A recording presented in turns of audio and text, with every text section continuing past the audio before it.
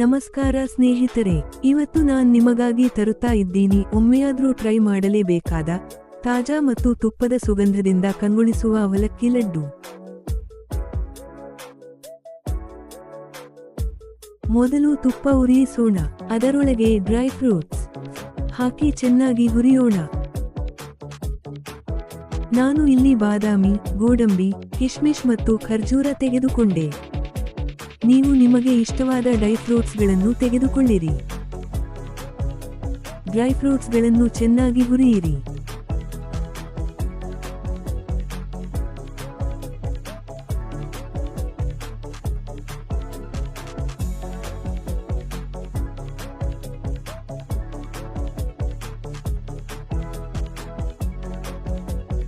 ಈಗ ಬರುತ್ತೆ ಅವಲಕ್ಕಿಯ ಹಂತ.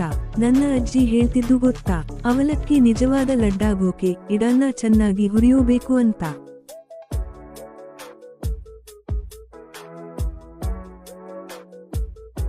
ನೋಡಿ ಎಷ್ಟು ಚೆನ್ನಾಗಿ ಫ್ರೈ ಆಗಿದೆ.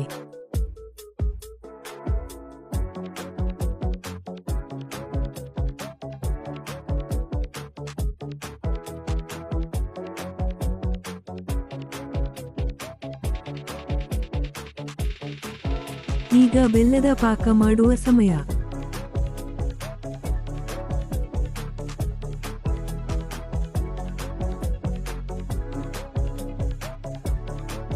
ನೋಡಿ, ಪಾಕ ಚೆನ್ನಾಗಿ ಕುದಿಯುತ್ತಿದೆ.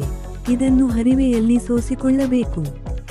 ಯಾಕೆಂದರೆ ಬೆಲ್ಲದಲ್ಲಿರುವ ಕಸ ಇದರಲ್ಲಿ ಇರುವುದನ್ನು ನೀವು ನೋಡಬಹುದು. ಈಗ ನಾನು ಇದಕ್ಕೆ ತುರಿದ ಒಂದು ತೆಂಗಿನಕಾಯಿಯನ್ನು ಸೇರಿಸುತ್ತೇನೆ.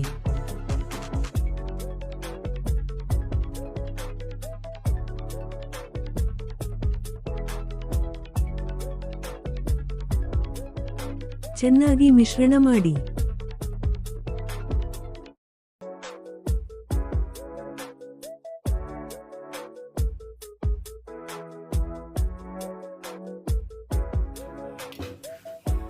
ಹುರಿದ ಅವಲಕ್ಕಿಯನ್ನು ಮಿಕ್ಸರ್ಗೆ ಸೇರಿಸಿ.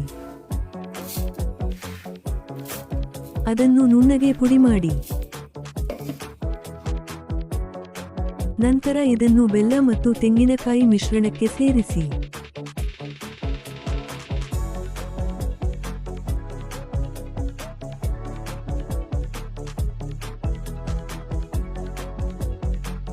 ಇದಕ್ಕೆ ಫ್ರೈ ಮಾಡಿದ ಡ್ರೈ ಫ್ರೂಟ್ಸ್ ಅನ್ನು ಸೇರಿಸಿ ಚೆನ್ನಾಗಿ ಮಿಕ್ಸ್ ಮಾಡಿ.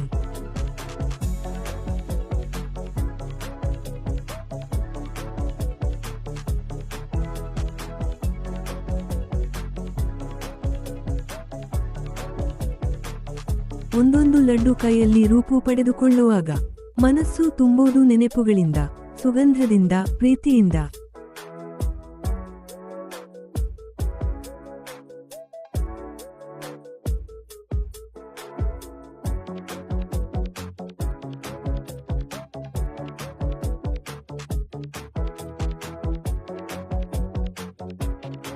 ಇದು ನನ್ನ ಶೈಲಿಯ ಅವಲಕ್ಕಿ ಲಡ್ಡು.